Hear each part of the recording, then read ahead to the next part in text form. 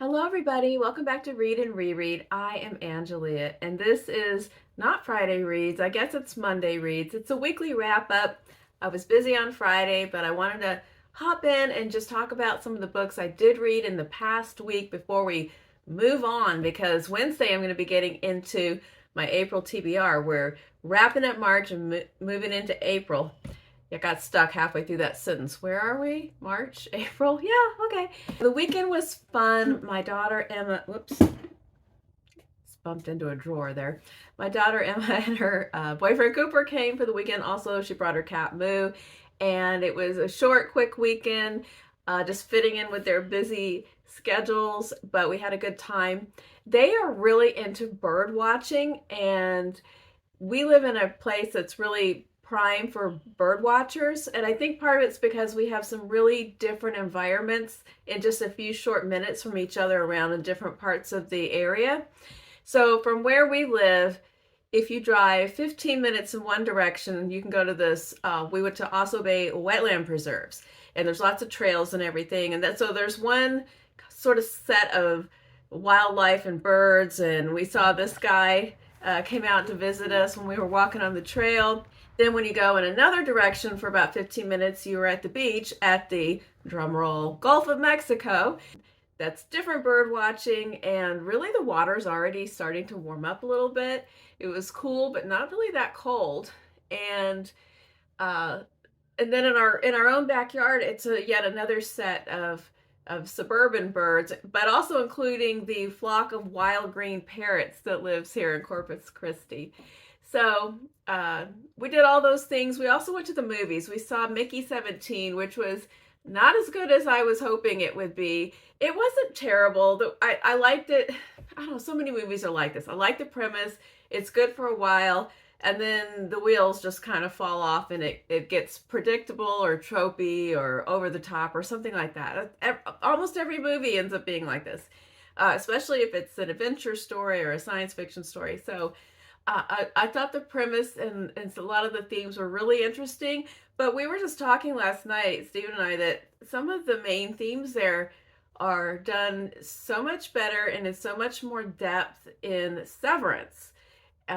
Just things about identity and humanity. I don't want to get too into spoilers of any movie or show, but we did see the season end of Severance, and that was absolutely fantastic. Sometimes season enders are disappointing or really frustrating. This one certainly does have loose ends and cliffhangers, but it was really satisfying, and parts of it were funny, but overall it was really sad too. And then we need to catch up and see last night's episode of White Lotus tonight. So that's where we are on TV shows. Let's get into the books, because I have quite a few books that I want to talk about today. So first of all, we are now discussing A Little Luck by Claudia Pineiro in the Pineiro Project group that I've been participating with. This is our 7th book of Pineiro's that has been translated into English. We read all of her translated into English works, and we are talking about this book and sorting out in our minds our rankings, except I kind of decided I don't feel that I want to rank them, because my problem is there's 3 books up at the top. This is one of them. I love them differently. They're very, very, very different, distinctive novels, and the strengths of them are such that I just can't really sort them. Or I could, but I don't think I want to. I think I want to just say I have 3 outstanding favorites. I have 3 that I really enjoyed reading and talking about, and 1 dud. That's my summary of my experiences as far as the books are concerned. As far as the group is concerned, no duds detected. This was a fantastic, wonderful, supportive community, and I hope that we find another project in the future to share together. Also, I finished reading Heartburn by Nora Ephron, and this was a buddy read with my friend Michael Clark, and we both enjoyed this. If you're not aware, I think I've talked about this a little bit. It's lightly fictionalized, but pretty autobiographical, about Nora Ephron's breakup with her second husband, who was Carl Bernstein of the Washington Post, of the Watergate scandal fame, a journalist in Washington, D.C. And in fact, it was so autobiographical that he threatened to sue her when the novel came out. So the events take place in the late 70s. The book, I think, was published in 83. Yes, and it chronicles the time. In the book, she's represented by the character Rachel. The couple is Rachel and Mark in the book. And she's made herself a food writer. In real life, Nora Ephron was not a food writer. She was a very avid home cook. She was a devotee of food writers and food TV chefs and things like that. But she wasn't actually a food writer for a living. So that was sort of a little fantasy role for her to make her avatar in the book a food writer. Recipes are liberally sprinkled throughout the book, and you have to watch out for them because she doesn't stop and lay it out like a traditional recipe. She just sort of, in the narrative, casually tells how to make something. But at the very end of the book, there's a little index to the actual recipes. So Rachel finds out very late in her second pregnancy that her husband is cheating. She just chronicles this time in her life with so much humor, but it's also deeply, deeply sad. The title, we talked about how perfect the title is because there's literally the heartburn that you get from food. There's the heartburn that you get from being extremely pregnant. And then there's just the heartburn of finding out that your relationship has quietly gone up in flames right under your nose, and you didn't quite see it until the entire building was consumed with flames. There are a few cringy word uses that are out of date regarding different certain people in the story. You have to keep in mind when the book was written and the setting, but overall it was just so funny and warm. And she says, I don't know if she said it in this book or if she said it in the afterword or something, about how everything that happens, the most painful things that happen, if you wait long enough, they're funny. And that really is at the heart of this book. And I enjoyed this very much. Then I also did finish the poetry book that I have been reading lately, You Are Here, Poetry in the Natural World, edited and arranged by Ada Limon. And this is a contemporary set. I really enjoyed the wide range of poets that were represented in this book, most of whom I have never heard of before. And when I go through an anthology like this, I just go on through, read a couple a day, and then I have to go back through so I can revisit my favorite ones that really resonated with me, that I sort of want to keep in my pocket and put in my collection of favorites that I just read and reread. So I'm going to have to go back through and flag some of my favorites. But this was really, I've been reading this for, I don't know, a few weeks, I guess. And I do have something earmarked for April that I'm going to move into. But I do highly recommend this. If you enjoy poetry, if you want to be enjoying poetry, you want to read some contemporary new poets that you're not familiar with, there's some really outstanding pieces in this collection. This brings us up to the book that I read for a few days since we last spoke here on BookTube, and I want to talk about for a few minutes. I read Death of the Author by Nnedi Okarafor. You might recall that I purchased this somewhat recently when I was in South Carolina in January. It was kind of a impulse buy. I read some good reviews of it, and I saw it at the bookstore, and I really loved the end papers. I liked the cover, and then I was very drawn in by the fact that the actual book has this other cover, Rusted Robots. This robot, and you see the little circle in her eye. This is Ankara. And let me talk about her in just a second. So Nnedi Okarafor is a science fiction author. I've only read a couple of her short stories and none of her novels. I had her on my list to try. I think she has a couple of different series, and I've been curious about her full-length works. And this is her new release, but it's a little bit different than what she usually does. I wasn't thrown by that because I am not already a hardcore reader of her work. But it was interesting when I looked at the reviews of this book. The editorial reviews are really, really strong. Kirkastar, just all kinds of amazing reviews. And then when you go into something like Storygraph or Goodreads and you see the reader reviews, they're still pretty high, but there is a range because Some people that are really fans of her science fiction work weren't that thrilled that she wrote a book that's actually not a science fiction novel, but has a story within a story that is science fiction. And then I think someone who's not a big fan of reading science fiction might be kind of thrown off by how much of a science fiction story is inside here too. So if you love a wide range of genres, if you're cool with mashups, this is a book for you. So let me just put this down because it's kind of heavy and talk about the book a little bit. So Death of the Author is about a woman named Zilu who's part of a large Nigerian American family. The family in this book is very important to the plot, to the character, and so problematic, so messy, so I'll get back to that in a second.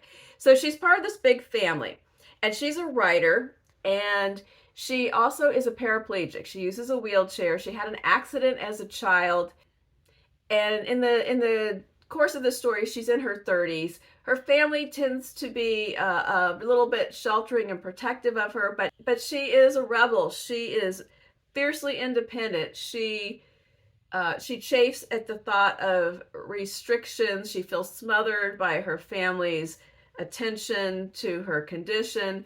She also often feels disregarded or underestimated. She's also one of a family where everybody is very high achieving. There's doctors and engineers and all these things, and they kind of throw some shade on her for only getting an MFA in writing, which, if you're familiar with that at all, that is no mean feat in itself, but she doesn't have a PhD, so somehow she's underperforming in this family. And at the beginning of the story, Zilu is attending a family wedding. It's a destination wedding, even though most of her siblings and her parents live in the Chicago area. They've all gone to Trinidad and Tobago for this wedding of one of her sisters. And during the course of this elaborate family occasion, which, by the way, I need to mention the background of this family. They are Nigerian, and they are from two different Nigerian cultures. One parent is from the Igbo culture, one parent is from the Yoruba culture, and this is a frequent situation in this family, the combined cultures and the merging and some of the tensions there. So anyway, so they're at this big wedding, and during the course of this wedding weekend, she gets some bad news about her most recent manuscript and about her job as a adjunct writing instructor, where she has been extremely blunt with some students about bad writing, and she gets the boot. So this is all in the first few pages. She finds out that things are just not going well in her professional life, and she gets fueled by some late night anger and inspiration and some pot fumes, and she starts writing an epic science fiction novel. She's never written science fiction before, but the story just sort of comes to her, and she begins writing this saga called Rusted Robots. The book becomes a giant hit. Bidding war, movie rights, all these kind of things. She's catapulted into the spotlight. So part of this is about this meteoric and sudden rise to fame, her family's reaction to that, her reaction to it, things that she navigates, and some really interesting and unusual opportunities that come her way in the wake of this situation. At every point when she makes a decision, she tends to be a risk taker, and it just doesn't always sit well with her family. They would like for her to play it safe. They feel like the big risk in her life she took was what happened when she had the accident as a kid, and now she had to tone it down and play it safe. And Zilu's never going to do that. She's just not that kind of character. And so then we have all that going on, and then the story within the story is Rusted Robots, which is her science fiction book. It is a post-apocalyptic story about a time when humans are basically gone, and the world is, there's nature, there's the animals of nature, and then there's robots. And there's two basic types of robots that are at war with each other. There are what we call the Humes, which are basically androids. They look like human forms, but they're all different shapes and sizes, and they roam the earth. Our main character, Ankara, is a Hume who's become a scholar. She collects stories from wherever she can find them, from actual books left behind by humans, stories, human history. And then there's an artificial intelligence called the Nobodies, and they are also called ghosts, and they don't have forms. They travel through the airwaves. They travel in different manners, and they eschew all leftover vestiges of humanity and want to stamp it out. And so the Humes and the Nobodies don't get along, and things escalate. Early in the story, Ankara explains why stories and storytelling are important, and why she's devoting her existence to collecting, processing, and trying to share them. We Humes reveled in stories. We recited to each other the greatest and the worst. Just as we kept our bodies, no matter how dented or rusted they became, we kept our stories. We all had our own libraries, and when we came across others of our kind, we exchanged them. Stories were the greatest currency to us, greater than power, greater than control. Stories were our food, nourishment, enrichment. To consume a story was to add to our code, deep in our minds. We felt it the moment we took it in. We were changed. It was like falling. It was how we evolved.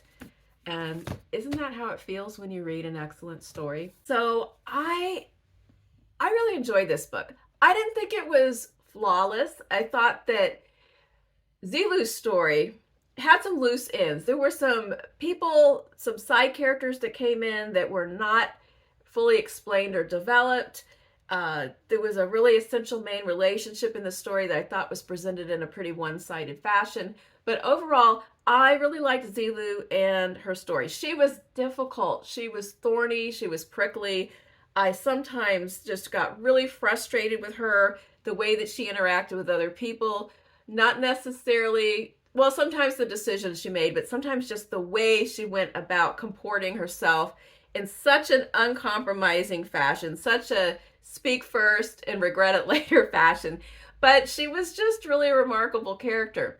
I did also enjoy, I looked up some information about Okarafor to find out, shed any light on why she chose to have a character with a physical disability in the main role. And I found out that she herself, like Zilu, was a child athlete who at one point became paraplegic.